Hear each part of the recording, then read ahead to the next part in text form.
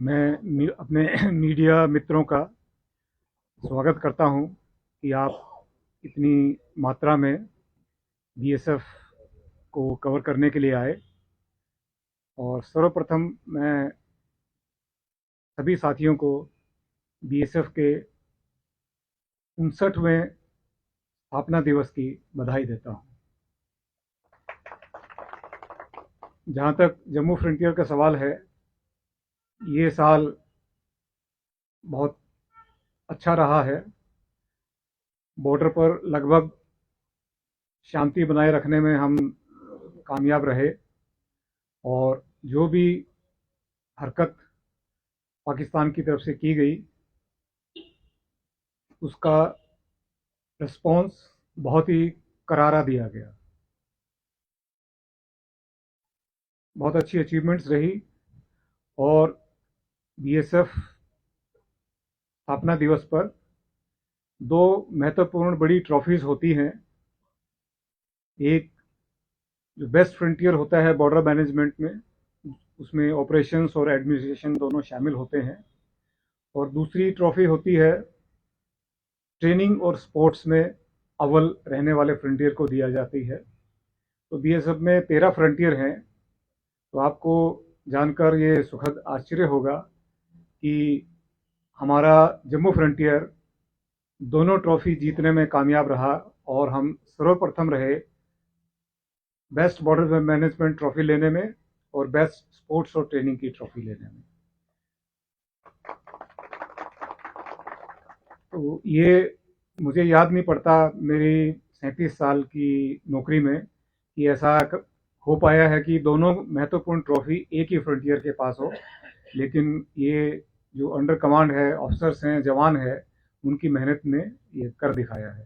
तो इसके लिए भी मैं जम्मू फ्रंटियर को और पूरे जम्मू संभाग को, क्योंकि एक ये टीम वर्क होता है जिसमें सब शामिल होते हैं, सिविल एडमिनिस्ट्रेशन के भी सहयोग होता है, पुलिस का भी होता है, फौज का भी होता है, मीडिया बंधुओं का भी होता है, और बीएसएफ का जो काम है वो तो है ही है। तो हम सब ने मिलकर ये कामयाबी हासिल की, तो इसलिए सभी बधाई के पात्र हैं।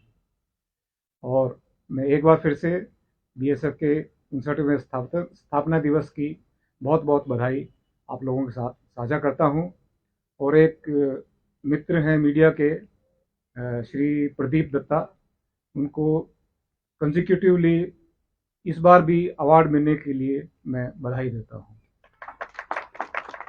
तो इन्हीं शब्दों के साथ में अपनी बात जो एड्रेस में करना चाहता था वो ख़त्म करता हूँ। बहुत सारी उपलब्धियां हैं, वो बार बार आपको हम मीडिया ब्रीफ के तौर पर देते रहते हैं। जैसे कि लगभग 360 लोगों को डीजी की तरफ से कमेंडेशन कार्ड इस फ्रंटियर को मिले हैं, 3 गैलेंट्री मेडल मिले हैं, और बहुत सारे सराहना पत्र डीजी पुलिस की तरफ से या ऊंचे अधिकारियों की तरफ से इस फ्रंटियर के कार्मिकों को सबको मिले हैं। और बॉर्डर पे जो हमारा मेन काम है, पॉपुलेशन के साथ में तालमेल बैठाना, क्योंकि बॉर्डर जो है वो 3 चीज़ों से बनता है। सबसे महत्वपूर्ण हिस्सा है उसमें बॉर्डर पॉपुलेशन, दूसरा महत्वपूर्ण हिस्सा है बीएसएफ, और तीसरा महत्वपूर्ण हिस्सा है जो हमारा पड़ोसी है, उसकी कारकर्दगी कैसे रहती है। तो बॉर्डर इन तीन को, इंटरनेशनल बाउंड्री, बीएसएफ और सिविल पॉपुलेशन को मिलाकर बनता है।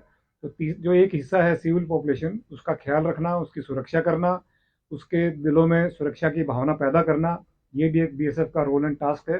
तो इसको भी हमने बखूबी पूरा किया है। बहुत सारे प्रोग्राम सिविल पॉपुलेशन के साथ में किए गए हैं। कुछ सेंट्रल गवर्नमेंट की स्कीम्स थी उसमें, और कुछ बीएसएफ की तरफ से, और बहुत ही सफलतापूर्वक इनको किया गया। और बॉर्डर पॉपुलेशन का भी बीएसएफ को पूरा सहयोग मिला, और मीडिया का भी पूरा सहयोग मिला। उसके लिए मैं तहे दिल से आप लोगों का धन्यवाद करता हूं। जय हिंद, जय भारत। अभी अगर आपका कोई सवाल है तो आप पूछ सकते हैं।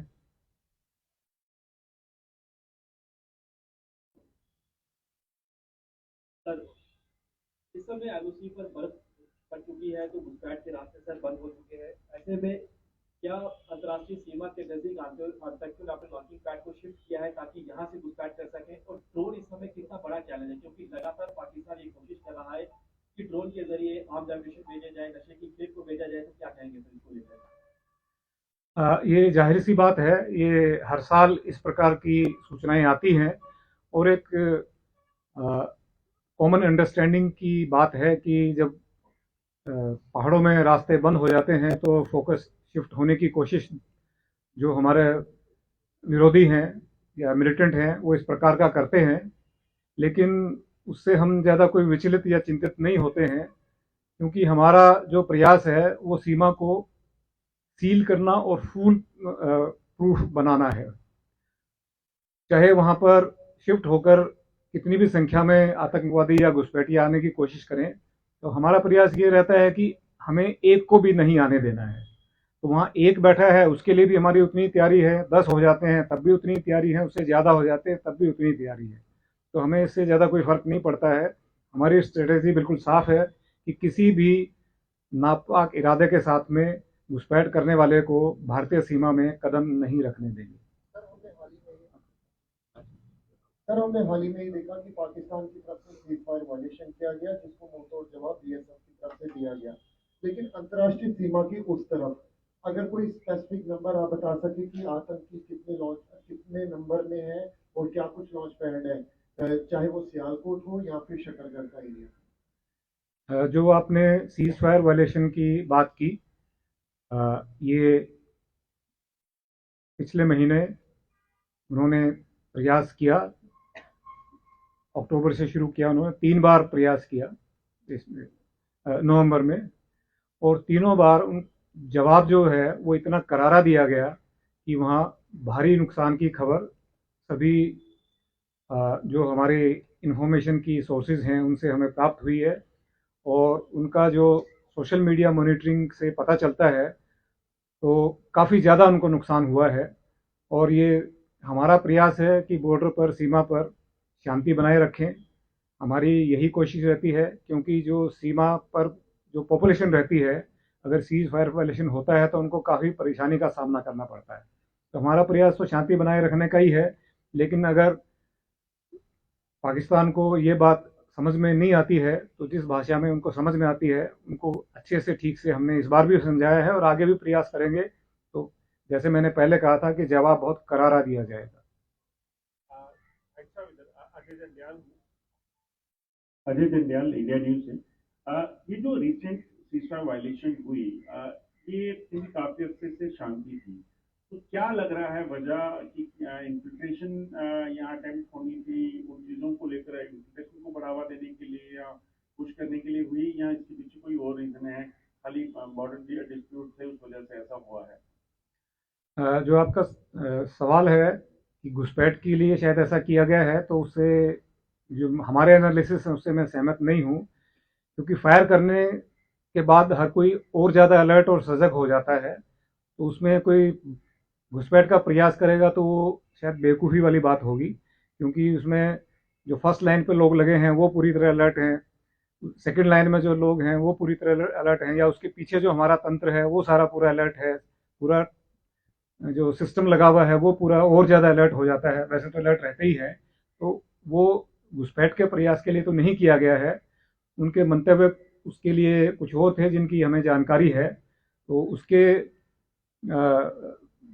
पब्लिक में साझा करना शायद ज़्यादा उचित नहीं होगा टेक्निकली हमारे लिए।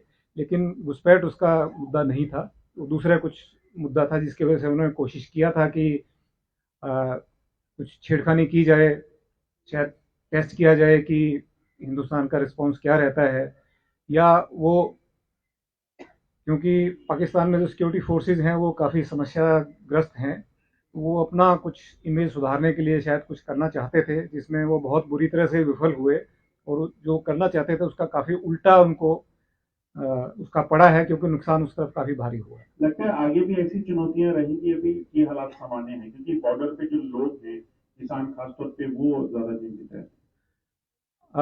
जो जिस प्रकार का हमने जवाब दिया है, मैं उम्मीद करता हूं कि भविष्य में वो कई बार सोचेंगे ऐसा करने के लिए, और फिर भी अगर वो प्रयास करते हैं तो हम वहाँ मौजूद हैं, और पूरी सुरक्षा जो बॉर्डर पॉपुलेशन है उसको दी जाएगी, और कोई चिंता करने का इसमें विषय नहीं है।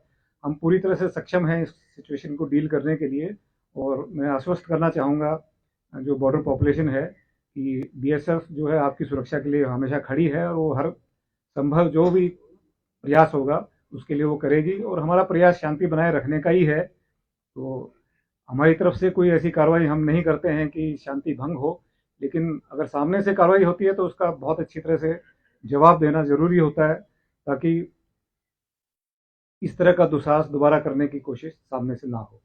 Sir, Shahnawaz news nation channel से। सर, पिछले कुछ सालों में हम देख रहे हैं कि जो बॉर्डर पर शांति बनी हुई है, उसके चलते जो किसान जिनकी फेंसिंग के आगे जमीन थी, उनको आपने काफी जमीन प्रोवाइड करवाई है। तो अभी जो हमारी डिस्ट्रिक्ट हैं, 4 डिस्ट्रिक्ट, उसमें कितनी जमीन अभी तक आप किसानों को खेती के लिए दिलवा पाए हैं? लगभग 20% जो ज़मीन है आगे उसमें किसान खेती करते हैं, लेकिन टोटल जो ज़मीन है वो सारी किसानों की ज़मीन नहीं है, उसमें जंगलात की ज़मीन भी है, उसमें सरकारी ज़मीन भी काफ़ी बड़ा हिस्सा है। तो किसानों की जो ज़मीन है उसमें लगभग 20% लोग अभी खेती कर रहे हैं, और अभी भी हमारे प्रयास जारी हैं कि और भी लोग खेती करें, और सिविल एडमिनिस्ट्रेशन का भी उसमें हमें सहयोग मिल रहा है। तो ये पिछले सप्ताह भी मीटिंग हुई है किसानों के साथ में सिविल एडमिनिस्ट्रेशन और बीएसएफ की, उसमें उनको और प्रोत्साहन देने की कोशिश की गई है कि आगे खेती करें, बिना चिंता के करें, हम पूरी सुरक्षा प्रदान करेंगे जो भी आगे किसान खेती करना चाहेगा, और उनको आने जाने में भी कोई समस्या नहीं होगी। अगर कहीं छोटी मोटी कुछ अगर होती है तो उनके लिए उनको फ़ोन नंबर वगैरह दे दिए गए हैं, तो तुरंत अगर वो बताएंगे तो उसके ऊपर समाधान निकाला जाएगा। और मैं फिर से कहना चाहूँगा, किसान कोई ऐसी चिंता नहीं करें, हम बिल्कुल तैनात हैं, और कोई नुकसान किसानों को हो ऐसा हम उम्मीद करते हैं कि ऐसा नहीं हो पाएगा, और बेनिश्चिंत और बिना खौफ के अपना कार्रवाई करें। सर